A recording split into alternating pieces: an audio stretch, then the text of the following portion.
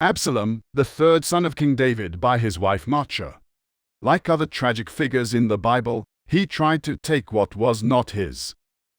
The story of Absalom is about pride and greed, a man who tried to defeat God's plan. Instead, his life ended with a violent fall. The Bible says that Absalom was hailed as the most handsome man in all of Israel. He was flawless from head to foot. 2 Samuel chapter 1 verse 25. When he cut his hair once a year, just because it got too heavy, it weighed 5 pounds. Everyone seemed to love him. Absalom had a beautiful sister, Tamar, who was a virgin. David's second son, Amnon, was their half-brother. Amnon fell in love with Tamar, raped her, and then left her in disgrace. For 2 years Absalom kept silent and hid Tamar in his home.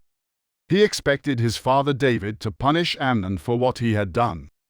When David did nothing, Absalom's anger and rage turned vengeful.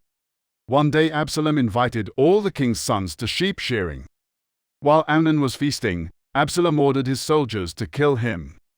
After the murder, Absalom fled to his grandfather's house in Geshur, northeast of the Sea of Galilee. He hid there for 3 years. David missed his son very much. The Bible says in 2 Samuel chapter 13 verse 37, that David wept for his son every day. Finally, David allowed him to return to Jerusalem.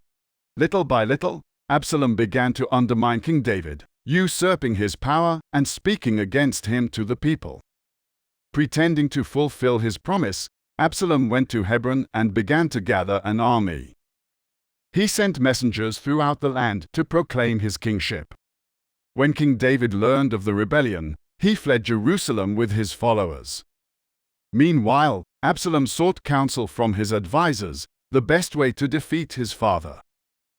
Before the battle, David ordered his soldiers not to harm Absalom. The two armies clashed in the great oak forest of Ephraim.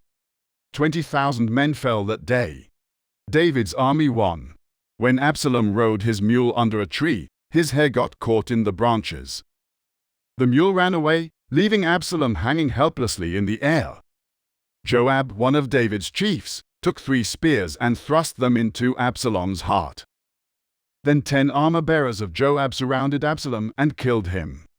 To the surprise of the generals, David was heartbroken over the death of his son, the man who tried to kill him and steal his throne.